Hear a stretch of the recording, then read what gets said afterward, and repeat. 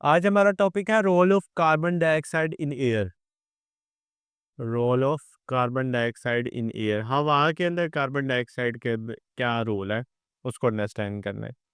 वो कहता है कि हवा के अंदर तकरीबन 0.03% इतने परसेंट जो है वो कार्बन डाइऑक्साइड मौजूद होती है।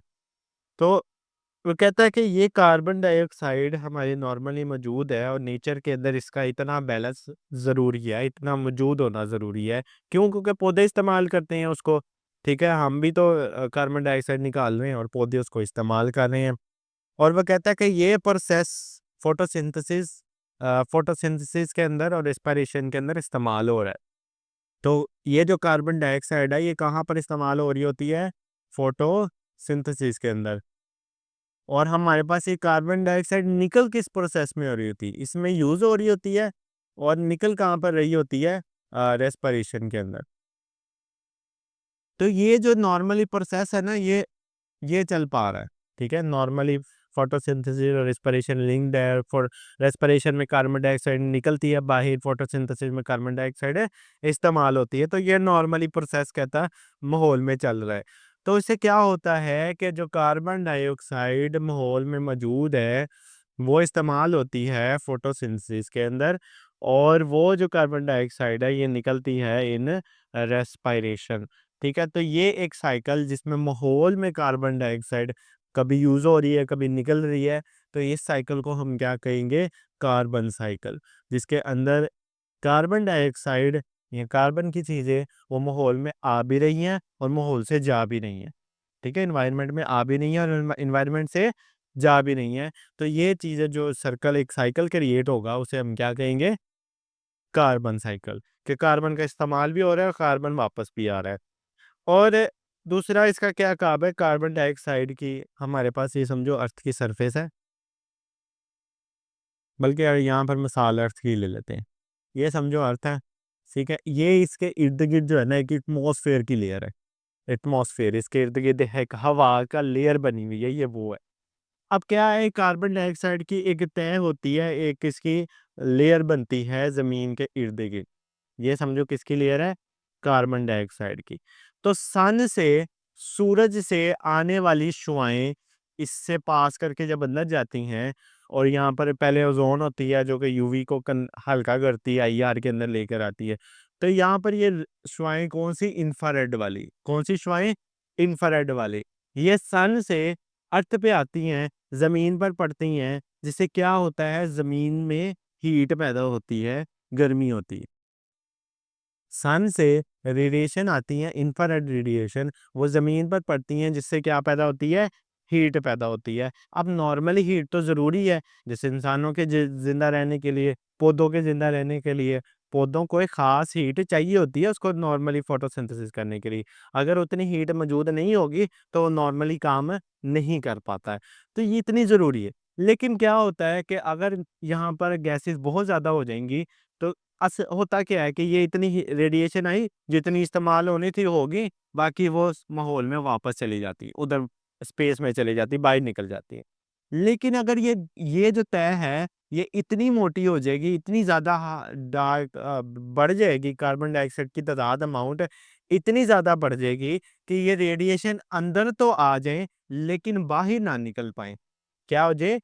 रेडिएशन अंदर तो आ जाए लेकिन बाहर ना निकल पाए। उससे क्या होगा कि हीट यहीं पर ही ट्रैप हो जाएगी, रेडिएशन यहाँ पर ही फंसी की रह जाएगी और हर जगह पर क्या चीज़ बढ़ जाएगी? हीट बढ़ जाएगी और टेम्परेचर अर्थ का बहुत ज़्यादा बढ़ जाएगा। ठीक है? इस कॉन्सेप्ट को, जिसके अंदर हीट ट्रैप हो जाती है, फंस जाती है, इस इफ़ेक्ट को हम क्या कहते हैं? Green house effect. ठीक है? ग्रीन हाउस इफ़ेक्ट की वजह से जो ज़मीन का टेम्परेचर बढ़ रहा है, उसको हम कहते हैं ग्लोबल वार्मिंग। समझो मेरे पॉइंट को?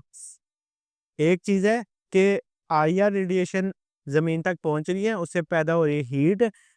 अगर गैसेज़ इतनी ज़्यादा बढ़ जाएँगी माहौल के ज़मीन के इर्द-गिर्द, तो ये इंफ्रारेड रेडिएशन अंदर तो आ जाएँगी, हीट पैदा तो हो जाएगी लेकिन बाहर एक्स्ट्रा नहीं निकल पाएँगी। वो जो एक्स्ट्रा हीट है वो भी अंदर फँसी रह जाएगी, जिससे ओवरऑल टेम्परेचर बढ़ जाएगा, और टेम्परेचर बढ़ने से क्या हो जाएगा, ग्लोबल वार्मिंग हो जाएगी, पूरे अर्थ का टेम्परेचर बढ़ जाएगा। ठीक है, समझो मेरे पॉइंट को। जी। अच्छा, जब ये ग्लोबल वार्मिंग होती है तो क्लाइमेट चेंज हो जाता है। आपको पता है कि आपके जो नॉर्दर्न एरिया है, पहाड़ी इलाके हैं, वहाँ बर्फ जमी पड़ी हुई है, वहाँ ग्लेशियर्स पड़े हुए हैं। वो ग्लेशियर्स आपके ताज़ा पानी के ज़खायर हैं, वो ताज़ा पानी के ज़खायर हैं। जब वो ग्लेशियर्स पिघलते हैं और वो समुंदर में शामिल हो जाते हैं, तो आपका जो ताज़ा पानी का ज़ख़ीरा है वो ख़राब हो जाता है। तब आप समुंदर का पानी इस्तेमाल कर सकते हो? नहीं कर सकते। दरिया का पानी इस्तेमाल कर सकते हो आप, लेक्स का पानी इस्तेमाल कर सकते हो, आप ग्लेशियर से पिघलने वाला पानी जो आ रहा है उसको इस्तेमाल कर सकते हो, लेकिन समुंदर का पानी इस्तेमाल नहीं कर सकते। ठीक है? तो वो ग्लेशियर्स इस ग्लोबल वार्मिंग की वजह से ज़मीन का टेम्परेचर बढ़ रहा है, वो जो ग्लेशियर जमे पड़े हुए हैं, जैसे आप समझो फ्रिज में आप रख देते हो ऊपर वाले खाने में, फ्रीज़र में रख देते हो चीज़ें, क्यों रखते हो? ताकि वो 2 दिन 4 दिन सर्वाइव कर जाए, बाद में भी इस्तेमाल कर सको, इसलिए रखते हो ना, उसको जमा देते हो। ख़ास तौर पे गोश्त को क्यों जमाते हैं हम, फ्रीज़ क्यों करते हैं? क्योंकि वो ख़राब ना हो, सही रहे। तो इस तरह समझो कि वो भी अल्लाह ताला ने निज़ाम बनाया है कि वो ताज़ा पानी के ज़खायर उधर जमे पड़े हुए हैं, जो कि ज़्यादा हीट होने की वजह से पिघलते जा रहे हैं, और वो पानी समुंदर में शामिल हो रहा है, और वो ज़ाया हो रहा है, पानी किसी के काम नहीं आ रहा। ठीक है? तो ये इसका एक बहुत ज़्यादा नुकसान है। और जब बहुत ज़्यादा पानी ऊपर से बह कर नीचे आता है, तो जो इर्द-गिर्द के इलाके हैं उसमें फ्लड भी आ जाता है, उसमें सैलाब आ जाता है। उसमें फ्लड आ जाता है और सैलाब आ जाता है और लोगों का नुकसान होता है। ठीक है, समझ आई है अपने पॉइंट के? आगे रेयर गैसेज़ और उसके इस्तेमालात हैं। उसने जस्ट बताया कि रेयर गैसेज़ क्या होती हैं और क्या-क्या उसके यूज़ेज़ हैं, ये एक जनरल सा टॉपिक है। तो रेयर गैसेज़ कहता है तकरीबन 1% टोटल सारी मिला लो, रेयर गैसेज़ 1% वॉल्यूम बनता है रेयर गैसेज़ का। जैसे इसने हीलियम की मिसाल दी है। हीलियम एक बहुत लाइट गैस है, हल्की-सी गैस है। हल्की गैस है, वज़नी नहीं होती। आपने हीलियम बलून अक्सर मैंने एग्ज़ाम्पल दी है हीलियम बलून्स की, तो वो बड़े-बड़े गुब्बारे आपने देखे होंगे, उसमें हीलियम भरी होती है और नीचे आग लगाई होती है। वो क्या होता है, हीलियम क्योंकि हल्की होती है तो वो बलून हवा में उड़ जाते हैं। आपने बात गलियों में गली मोहल्ले में भी आते फिरते हैं वो गुब्बारे वाले, ठीक है? उनके गुब्बारे हवा में क्यों उड़े होते हैं? अगर उसमें हवा ही भरी हो तो हवा में तो नहीं उड़ सकते। तो क्या होता है उसके अंदर या तो सिंपल हाइड्रोजन या तो हीलियम गैस भरी होती है, जिससे वो हवा में उड़ने लग जाते हैं। ठीक है? उसके बाद हीलियम और ऑक्सीजन का जो मिक्सचर है, इस हीलियम गैस को हम ऑक्सीजन के साथ मिला लें, तो हम इसको आर्टिफ़िशियल एटमॉस्फेयर डाइवर्स में इस्तेमाल करते हैं, इसको डाइवर्स इस्तेमाल करते हैं। अच्छा, इसमें जो हीलियम है, वो तकरीबन 80% होती है। इसमें जो हीलियम है, वो 80% होती है, और ये जो ऑक्सीजन है, ये तकरीबन 20% होती है, और ये डाइवर्स इस्तेमाल करते हैं। हमारे नॉर्मली एटमॉस्फेयर के अंदर कितने फ़ीसद ऑक्सीजन मौजूद है? 21%। ठीक है? तकरीबन 21% ऑक्सीजन मौजूद है। तो हमारे जो लंग्स हैं ना, वो एडजस्ट हुए हुए हैं 21% ऑक्सीजन के लिए। हमारे लंग्स के अंदर जो ऑक्सीजन जा रही है, उसका जो प्रेशर है, वो एडजस्ट हुआ हुआ है किसके लिहाज से? 20 से 21% के लिहाज से। तो अगर आप 100% ऑक्सीजन इस्तेमाल करोगे, तो हमारे जो लंग्स हैं, वो प्रॉपर्ली काम नहीं कर पाएँगे। हमें तकरीबन 20% ही चाहिए। तो वो डाइवर्स आपने देखा होगा, उन्होंने पीछे सिलेंडर पहना होता है, एक सिलेंडर सा, और मुँह पे मास्क लगाया होता है वो। वो उसके अंदर क्या किया होता है, 80% हीलियम भरी होती है, क्योंकि हीलियम इनर्ट होती है, नुकसान नहीं देती कोई, ठीक है? तो और बाकी 20% उसमें ऑक्सीजन होती है, कि नॉर्मली जैसे माहौल के अंदर एक ऑक्सीजन की प्रेशर है, वो प्रेशर कायम रहे, और लंग्स जैसे माहौल में नॉर्मली काम करते हैं, वैसे इधर भी काम कर सकें। समझ आई ये बात की? हाँ। तो उसके बाद उसने नियॉन की मिसाल दी है। नियॉन, आपने वो नियॉन लाइट्स देखी होंगी। नियॉन लाइट सुनी होगी आपने, वो एक अक्सर वो एनको वालों ने लगाई होती है बाहर, ऐनक बना के। वो नियॉन लाइट्स होती हैं। हाँ, गेमर्स वगैरह, वो नेट पे भी देख लेना। तो नियॉन ग्लो वो क्या कहते हैं, जब हम इससे बिजली गुज़ारते हैं, तो इस नियॉन गैस से जब बिजली गुज़रती है, तो ये रोशनी पैदा करती है, और वो मुख्तलिफ तरह की रोशनी हो सकती है, और डिपेंड करता है किस तरह की गैस इस्तेमाल कर रहे हो आप।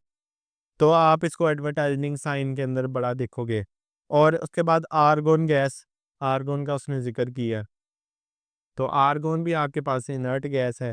और ये जो है इलेक्ट्रिक बल्ब्स वगैरह जो होते हैं, पहले अब तो नहीं यूज़ होते, पहले बल्ब जो होते थे वो येलो वाले, ठीक है, उसके अंदर ये इस्तेमाल होती है। हाँ।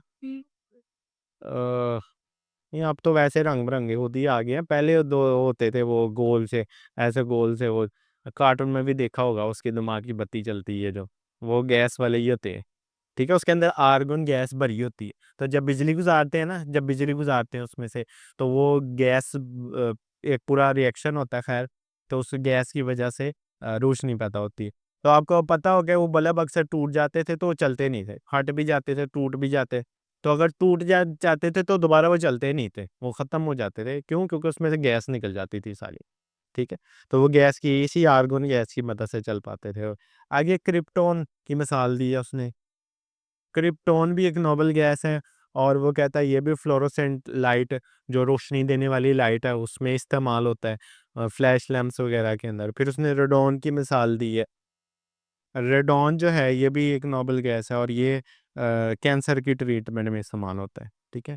कैंसर ट्रीटमेंट के अंदर इसका मेन इस्तेमाल की। और उसके बाद नोबल गैसेस वो कहता है काफ़ी अनरिएक्टिव होते हैं, नुकसान नहीं देते, ये किसी के साथ रिएक्शन नहीं करते। और ये नोबल गैसेस अक्सर जो है वो इलेक्ट्रिक वेल्डिंग के अंदर भी इस्तेमाल होती है। इलेक्ट्रिक वेल्डिंग के अंदर, वेल